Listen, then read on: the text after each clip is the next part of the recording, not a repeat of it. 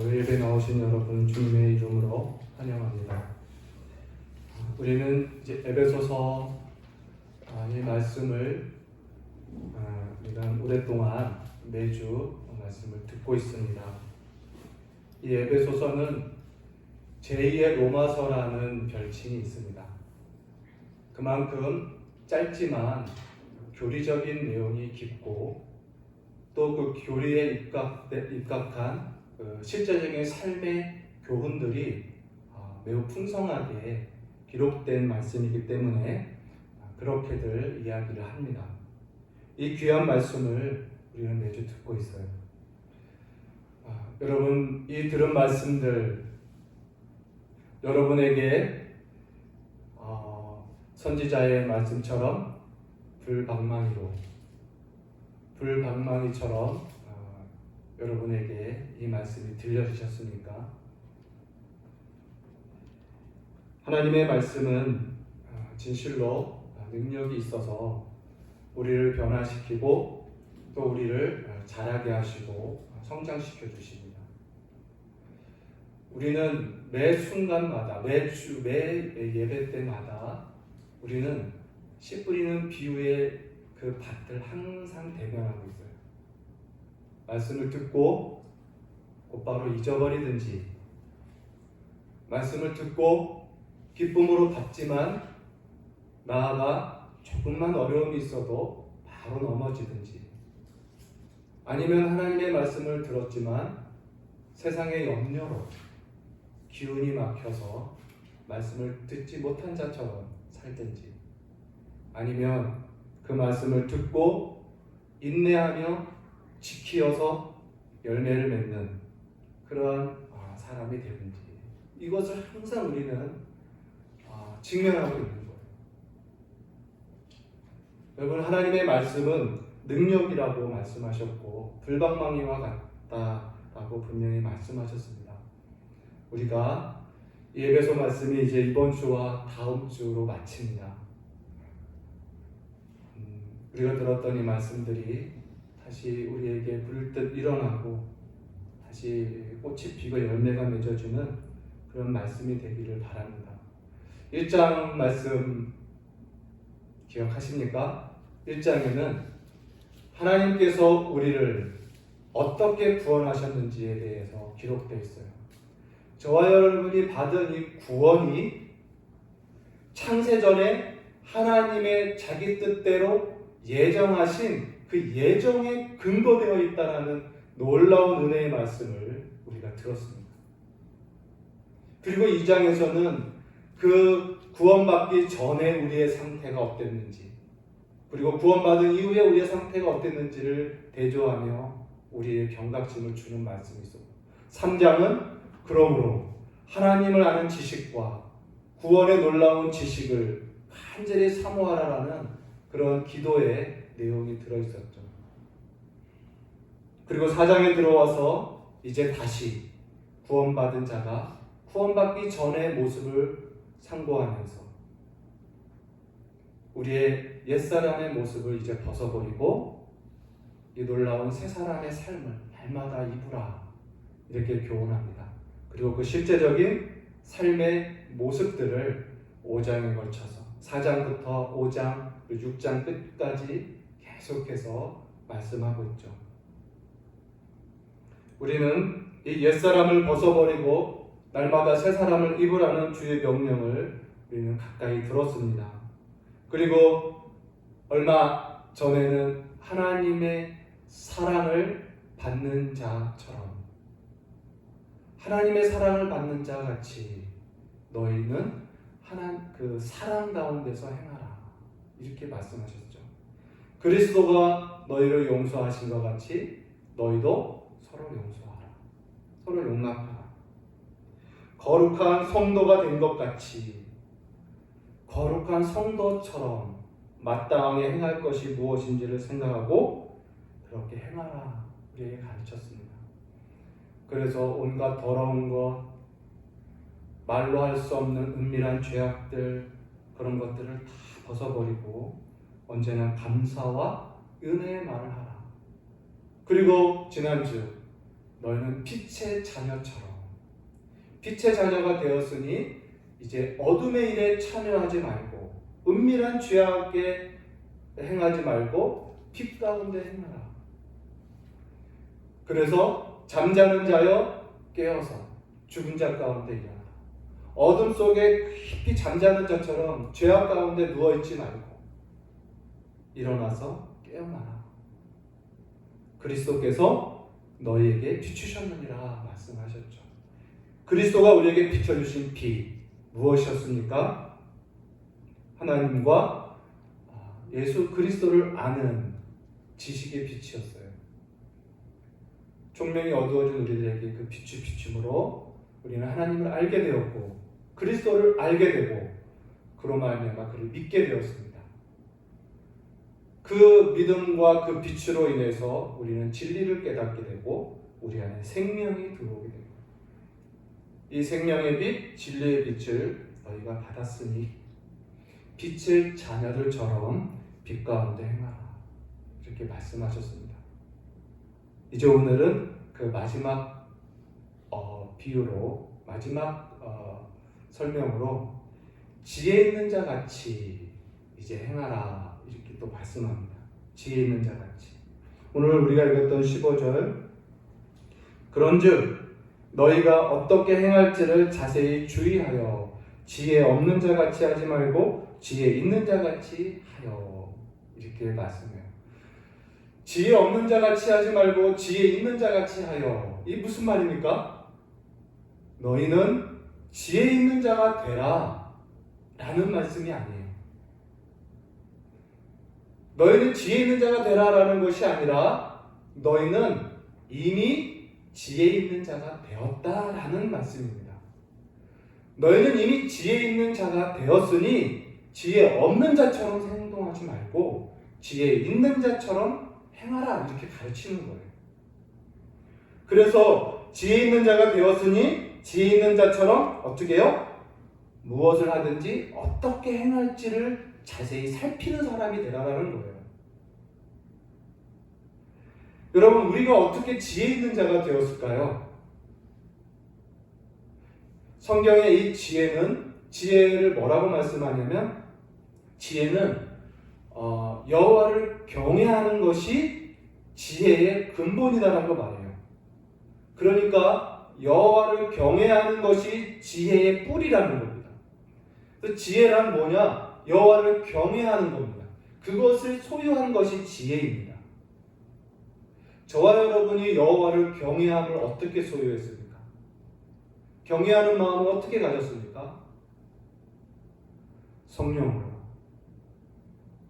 성령이 우리를 거듭나게 하실 때 성령이 우리 안에 들어오심으로 우리는 여호와를 경외하는 마음을 경외하는 사람으로 된 거예요.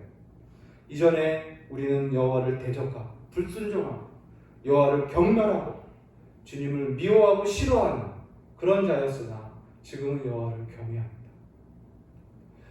구약성경의 성령은 하나님의 신은 여호와를 경외하는 신이라고 말씀해요. 그러니 성령은 경외하는 신이에요. 성령이 우리 안에 있다는 건 여호와를 경외함이 우리 안에 있다는 의미입니다. 그래서 우리가 거듭남으로 지혜 있는 자가 된 거예요. 그래서요, 이 지혜는 지식과 조금 다릅니다. 진리의 빛이 우리에게 들어오므로 하나님을 아는 지식과 그리스도를 아는 지식, 경건한 지식들이 우리 안에 들어왔어요. 이제 지혜는 뭐냐면 그 지식을 적용하는 힘입니다. 그 지식을 근반으로 해서 그것을 내 자신과 내 삶에 적용하는 능력이 지혜예요. 즉 여호와를 경외함이 그 지식을 적용케 하는 힘과 능력이 된다는 거죠. 이렇게 지혜 없던 우리가 하나님을 없다 하고 주님을 경외하지 않는 우리가 주님을 경외하는 지혜를 가진 자가 된 것은 하나님의 은혜로 된 것입니다. 이제 이 은혜로 지혜 있는 자가 되었으니 어떻게 하라고 말합니까? 너희가 무엇을 행할 때 어떻게 행할지를 자세히 주의하여 행하라 라고 가르쳐요. 자세히 주의하라. 무슨 의미입니까? 자세히 주의하라. 신중하게 생각하고 결정하고 행하라라는 뜻이에요. 그래서 지혜 있는 자는 언제나 신중할 것을 요구해요. 이 신중하게 생각하고 행하라는 이 요구를 이 에베소 성경에서도 다양하게 표현하고 있습니다. 우리가 이미 배운 바예요. 뭐냐면 성도의 마땅한 바가 무엇인지 생각하라라고 가르쳤어요. 그게 바로 신중하게 살피고 생각하는 모습입니다. 성도에게 마땅한 것이 무엇인지를 생각하는 것. 또 지난주에 배웠죠? 주를 기쁘시게 할 것이 무엇인지 시험하여 보라. 주님이 기뻐하시는 것이 무엇인지 늘 분별해 보라라는 거. 이게 신중하게 생각하는 모습입니다. 지혜 있는 자의 모습이죠. 오늘 말씀도 마찬가지예요. 어떻게 행할지를 자세히 주의하라. 또 17절인가요? 우리가 읽은 말씀에 어리석은 자가 되지 말고 주의 뜻이 무엇인지 이해하라. 그 주의 뜻이 어떤 것인지 항상 헤아리라라는 말씀이에요. 이것이 지혜 있는 자, 다시 말하면 신중하게 생각하고 살피고 결정하여 행하는 자의 모습을 이렇게 에베소서에서도 설명하고 있다는 것. 그러므로 여러분, 성령으로 거듭난 여호와를 경외하는 자, 곧 지혜 있는 자의 대표적인 특징은 뭐냐? 바로 신중함입니다. 신중히 생각하고 헤아리고 판단하고 결정하고 행하는 것입니다. 그래서 우리가 금요일 저녁마다 우리 남자 성도님들과 함께 직분론에 대해서 6주 동안 공부했는데 그 장로의 자격, 또 집사의 자격, 다시 말하면 하나님께서 교회를 위해서 세우시는 그 고귀한 직분자의 자격에 있어서 제일 먼저 언급되는 게 뭐였습니까? 바로 신중하고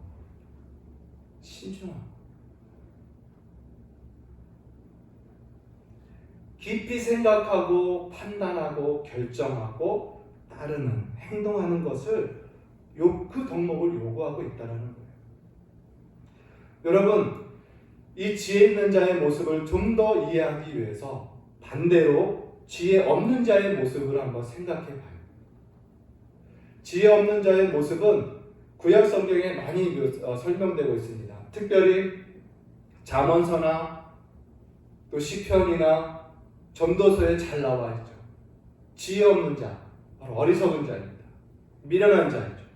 이러한 사람들은 어떻게 묘사가 되어 있는지 보면 잘 알 수 있어요. 이 지혜 없는 자는요, 아까 말씀드린 대로 자신이 소유한 지식을 삶에 적용하지 않는 자입니다. 지식은 있으나 그것을 삶으로 적용하지 않는 사람이 지혜 없는 자예요.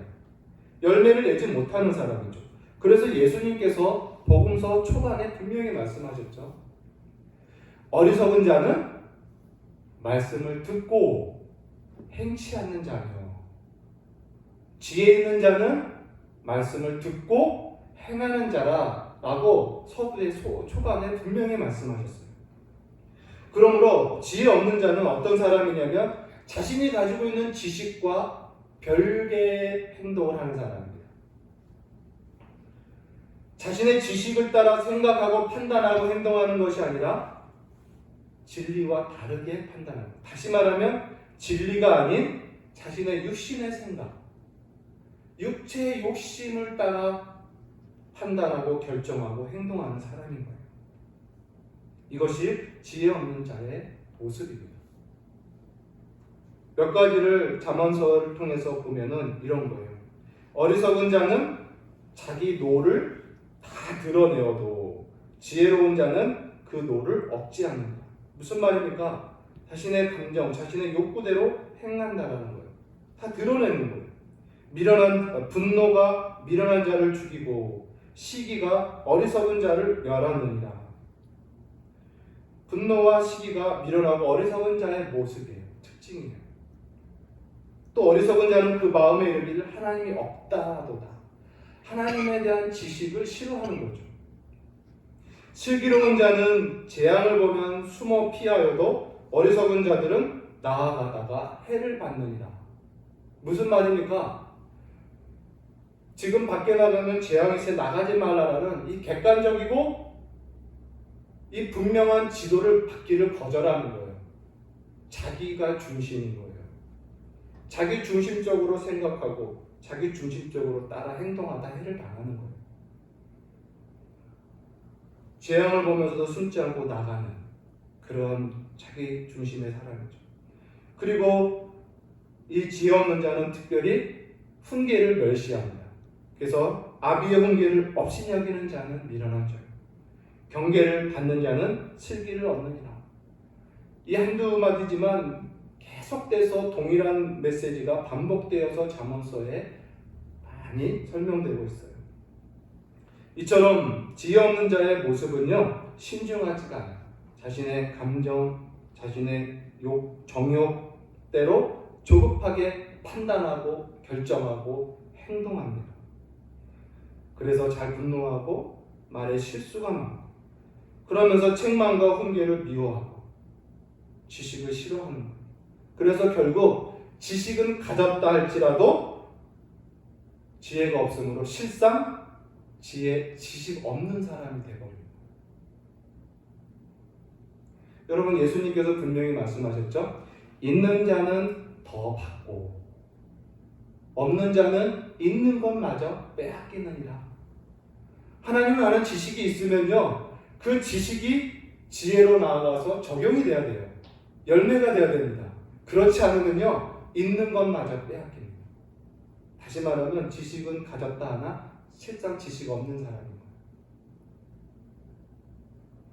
이처럼 지혜 있는 자는 자신의 지식을 근반으로 그 지식을 따라 생각하고 지식을 따라 판단하고 지식을 따라 분별하면서 헤아리는 그러한 신중한 사람이에요.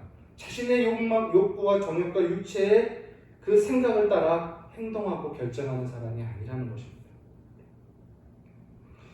오늘 성경은 이렇게 너희가 지혜 있는 자가 되었으니 지혜 있는 자처럼 행하라 라고 가르쳐요. 그러면서 그 특별히 요구하는 게 뭐냐면 16절입니다.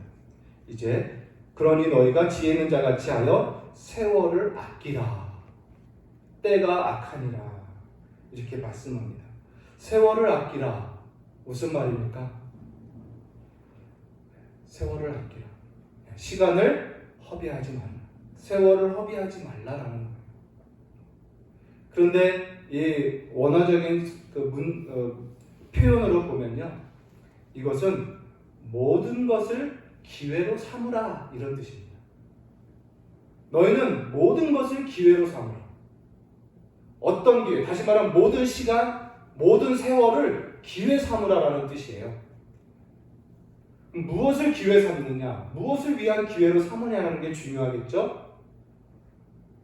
그게 바로 지혜 있는 자처럼 생각하는 거예요.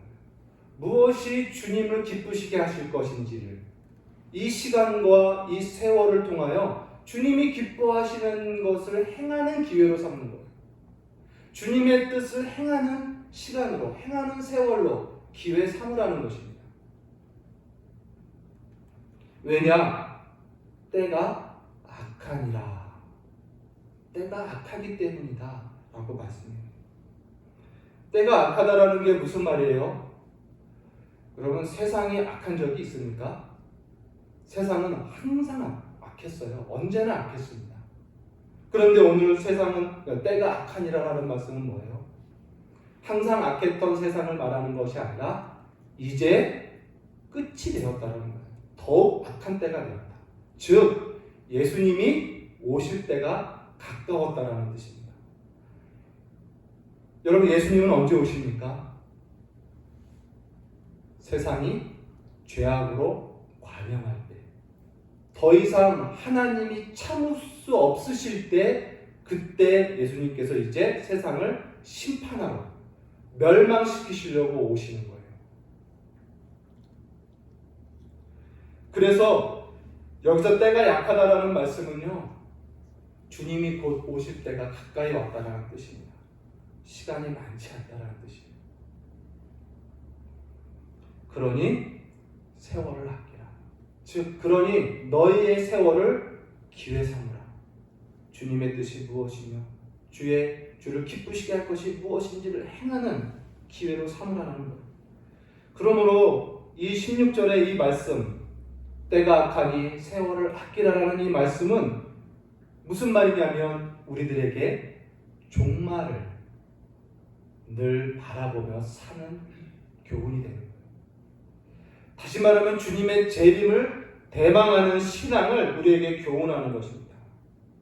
주님이 곧 오실 거라는 거예요. 주님이 오시면 여러분 이 세상은 소멸됩니다. 이 세상은 영원한 것이 아니에요. 오늘 우리 집사님 기도하셨어요. 이 나그네와 같은 인생, 주님이 오시면 다 멸망되고 우리를 영원한 천국으로 임할 우리의 본향은 천국. 그러니 이 세상은요 정말 곧 지나가고 소멸될 나그네와 같은 장막에 불과합니다. 그러니 이 영원하지 않는 세상을 위하여 살 것이 아니라 이제 우리의 본향인 곧 오실 그 영원한 나라를 준비하는 기회로 이 시간을 삼으라는 그런 말씀인 거예요. 결국 우리에게 주어진 시간을 주님이 원하시는 거룩함을 이루는 삶으로 살라는 뜻입니다. 빌립보서 2장 12절에 이렇게 기록되어 있습니다. 나의 사랑하는 자들아, 너희가 나 있을 때뿐만 아니라 더욱 지금 나 없을 때에도 항상 복종하여 두렵고 떨림으로 너희 구원을 이루라. 우리의 구원을 이루라. 너희의 구원을 이루라. 이미 구원을 받았으나 그 구원을 실현해 가라는 거예요. 즉 우리가 받은 구원이 뭡니까? 우리에게 없었던 것을 받은 것, 우리의 의와 거룩함입니다. 이 의롭고 거룩함을 이루어 가라는 거예요. 때가 악하니 이 세월을 우리의 거룩함을 이루는 기회로 삼으라. 이렇게 말합니다. 그래서 죄를 이기고 죄를 몰아내는 그러한 기회로 삼으라는 거예요. 우리에게 주어진 시간들. 그리고 구주 예수 그리스도의 장성한 분량의 형상을 이루기는 그런 기회로 삼으라라는 말씀입니다. 그러므로 여러분, 오늘 말씀은 주님의 재림을 늘 대망하며 사는 삶인 거예요. 그래서 곧 주님을 배울 자처럼 오늘을 살으라는 말씀입니다.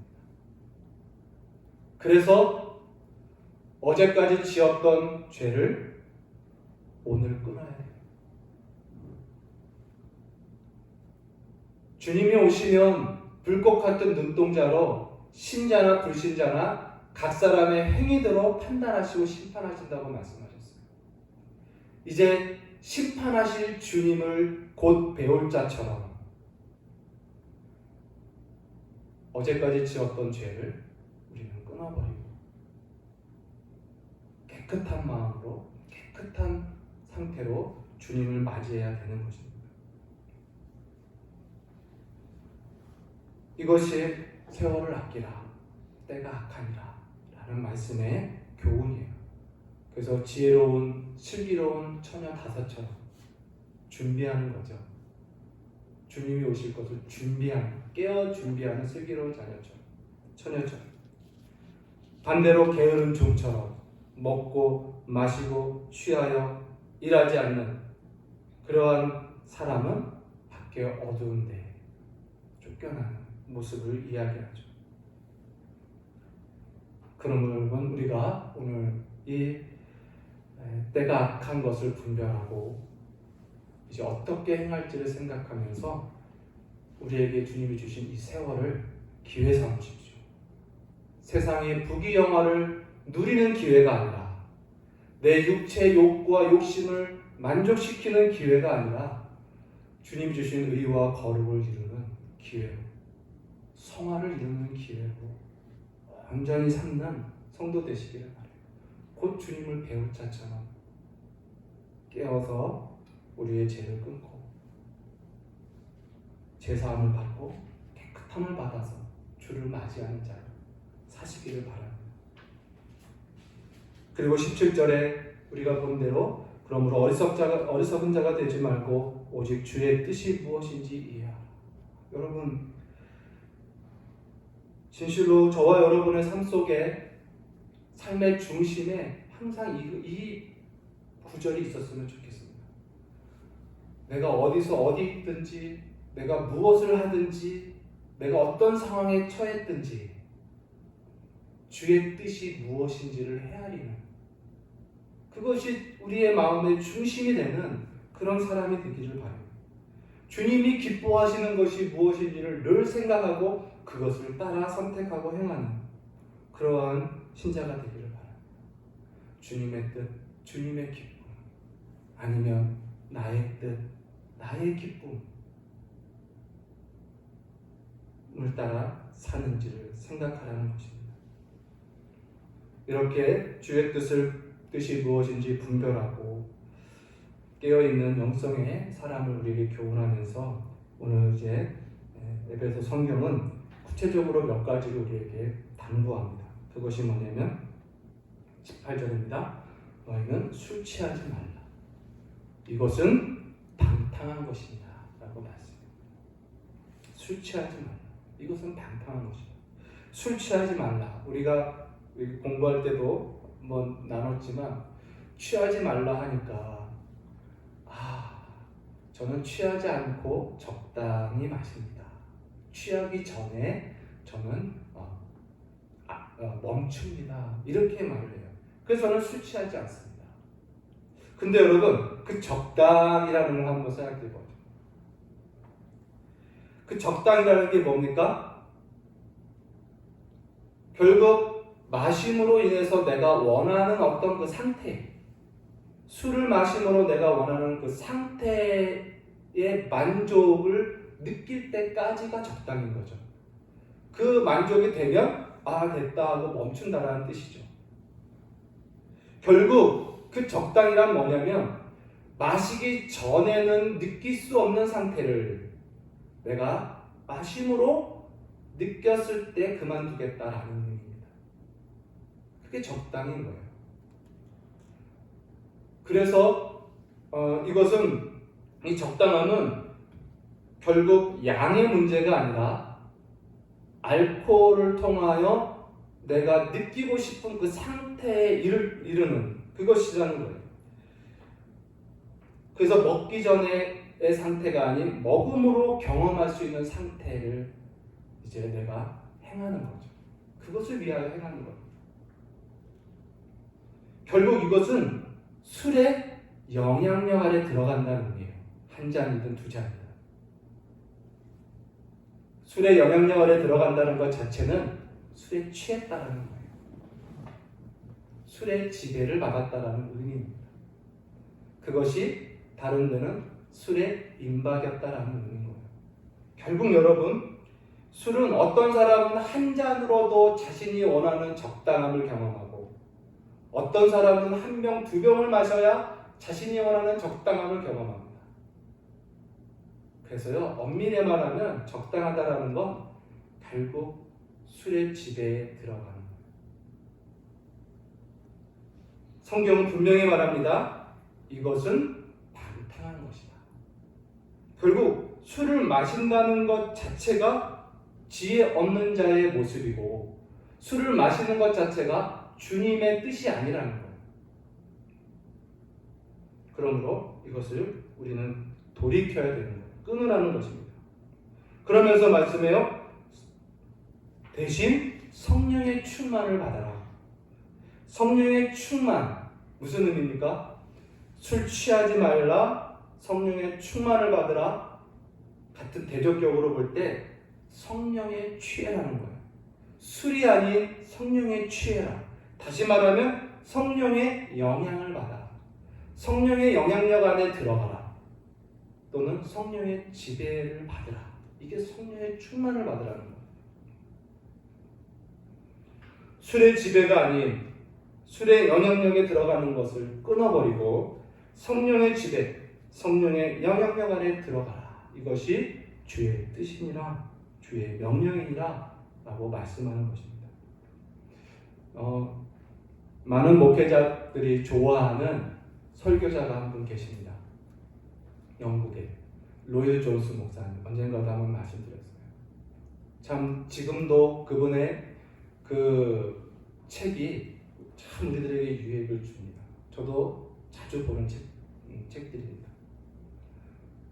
그분의 이 에베소 설교 부분에 이 부분을 가지고 이렇게. 근데 그 로이드 존스 목사님은 원래 의사셨습니다. 의사. 그래서 이 부분을 설교를 하실 때 그는 의사의 지식을 통하여 설교를 했어요.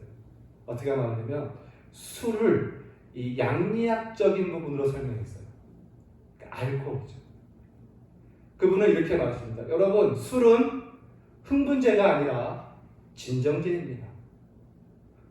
어떤 양리학책을 보십시오. 술, 알코올을 진정제로 설명하고 있습니다. 그러므로 술은 우리의 그 무엇을 진정시키는 것입니다. 이렇게 말해요. 그 무엇이 뭐냐? 인간에게 있어서 매우 중요한, 인간의 뇌에 매우 중요한 그 중심부를 진정시킨다. 다시 말하면 약화시킨다는 거예요.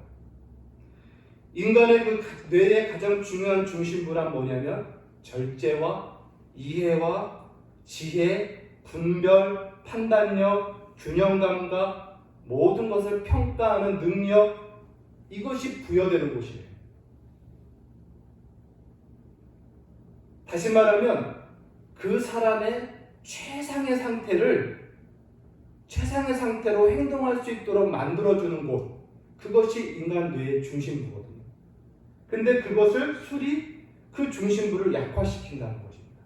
그래서 지혜와 분별력, 절제력, 판단력, 균형감과 모든 것을 평가하는 능력을 약화시키고 나중에 쇠퇴시키는 그 역할을 한다라고 이렇게 말씀해요.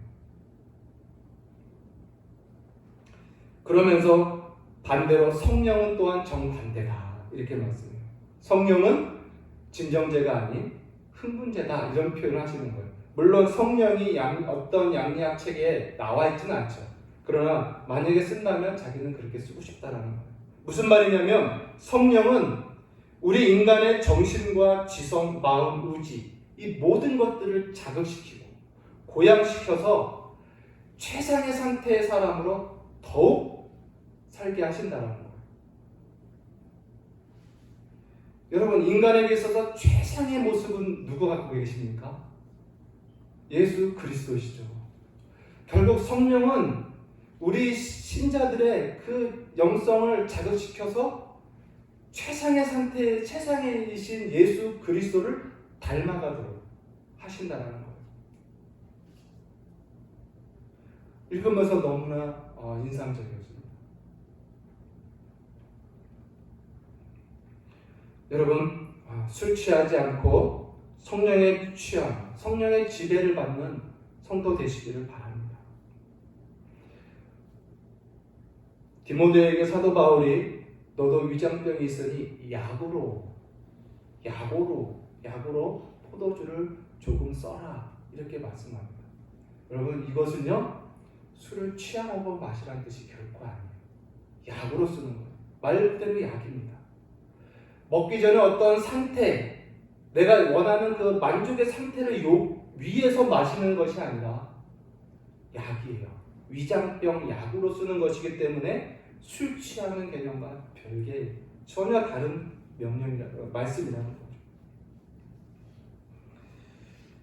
저와 여러분 모두가 성령의 충만을 받아서 이 때가 악한 모든 세월을 기회로 삼는, 의와 거룩을 이루는 기회로 삼는 성도가 되기 위하여 여러분이 성령의 충만을 사모하는, 또 성령의 충만을 받는 우리 성도 되시기를 바랍니다.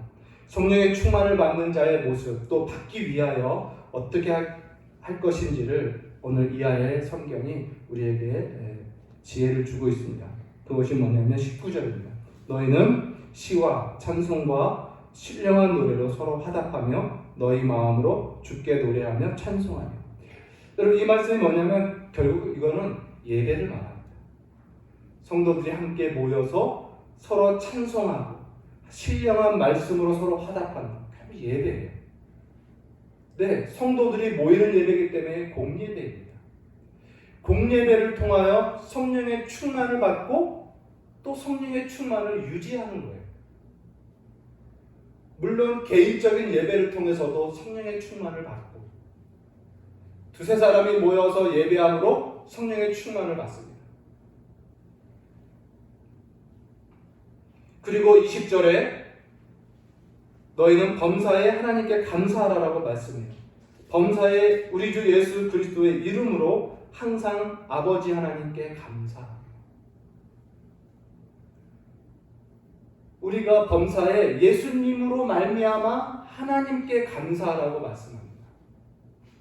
이것은 예수로 말미암아 하나님이 우리의 아버지가 되셨기에 그 예수로 인해서 아버지께 감사하라는 뜻이에요. 하나님은 하나밖에 없는 아들을 이 땅에 사람으로 보내서 사람인 우리와 형제되게 하시고 그래서 사람인 우리가 하나님의 아들들이 되게 됩니다. 이 놀라운 은혜를 생각하며 하나님 아버지를 예수 그리스도로 인하여 늘 감사하라는 거예요. 그래서 우리가 어떤 상황에 있든 어떤 처지에 떨어져 있든 어떤 환경에 거하든 예수 그리스도로 말이야. 다시 말하면 이 구속의 은혜의 복음을 생각하며 늘 하나님 아버지께 감사하라 이렇게 바랍니다.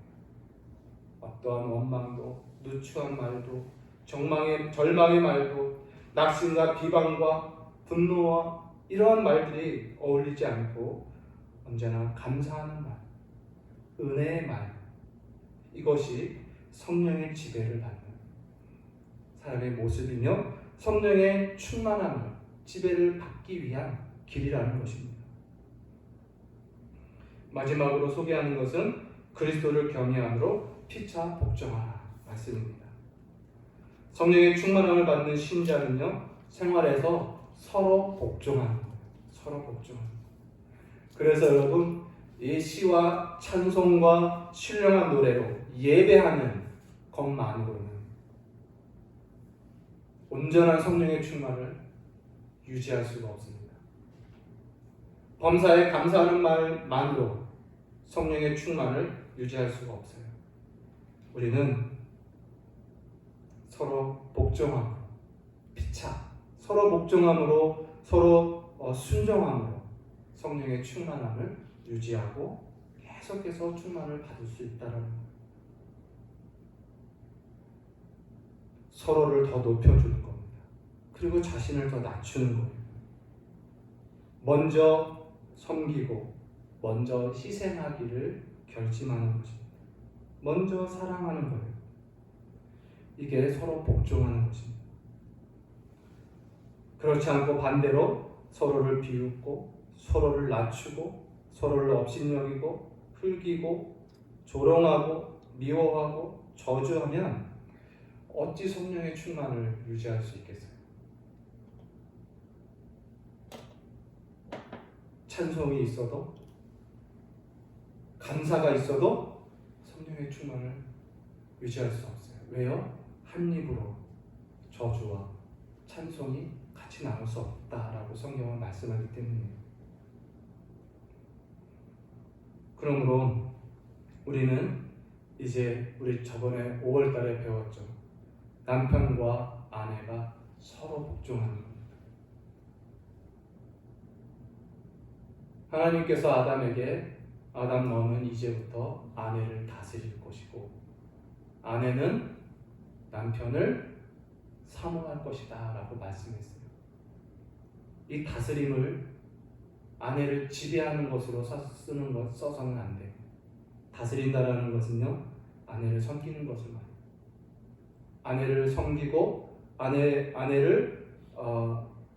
아내에게 복종함으로써 그 아내를 다스리는 것입니다. 또 아내들도 남편을 사모하라 했을 때 이 사모한다는 게 무슨 의미입니까? 사랑한다는 의미가 아니고 남편을 장악하려는 소유욕을 말해요.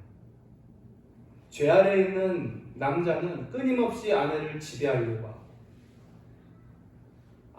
죄 아래에 있는 아내는 끊임없이 남편을 장악하여 지배하려고 해요. 그래서 그리스도 안에 새 사람 된 우리 신자들 된 아내는 남편을 장악하고 소유하는 것이 아니라 남편을 높이고 그를 더 섬기는 거예요. 그에게 복종하는 것입니다. 자녀들과 부모도 마찬가지예요. 서로 순종하고 서로 복종하고 존중함으로 사랑하는 것이죠. 신자는 직장에서 또 이웃과도 그리고 교회에서 서로 복종함으로 주님이 주시는 성령의 충만을 받고 또 성령의 충만을 유지하는 그러한 삶을 살 수 있는 것입니다. 이런 말씀을 맺습니다. 하나님께서 우리에게 은혜로 창세전부터 향하신 주님의 사랑의 은혜로 우리를 지혜 있는 자 되게 하셨습니다. 이제 우리는 지혜 있는 자로서 지혜 없는 자처럼 살아서는 안 돼요. 부끄러운 것입니다. 지혜 있는 자의 특징은 신중하게 자신의 말씀대로 따지고 분별하는 삶입니다. 그래서 무엇이 주님을 기쁘시게 할 것인지를 생각하고 순종하는 것이고 무엇이 주의 뜻인지를 헤아려서 그것을 순종하는 삶이 지혜 있는 자의 삶입니다. 우리에게 주어진 모든 세월 이 땅에 썩어질 것을 구하는 기회로 삼지 말고 영원한 하나님의 나라 나의 본향에 들어갈 준비를 하는 기회로 곧 의와 거룩함을 이루는 그러한 기회로 삼으시기를 바랍니다. 그래서 여러분 죄를 이기고 죄를 끊고 곧 주님을 배울 자처럼 깨끗하게 준비되어지는 그런 성도 되시기를 바라요. 그리고 술 취함이 아닌 성령의 충만함을 받으시고 언제나 예배와 성도의 교제와 감사의 말과 서로 복종하는 삶을 통해서 우리 에베소서가 우리에게 끝으로 교훈하고 있는 이 거룩한 삶을 즉 새 사람 된 자의 삶을 온전히 이루는 귀한 성도 되시기를 바랍니다. 오늘부로 이 말씀을 지키시는 성도 되시기를 바랍니다. 오늘부로 이 귀한 소망이 저와 여러분에게 있기를 주의 이름으로 간절히 소원합니다. 기도하겠습니다. 하나님 아버지 은혜와 사랑 감사합니다.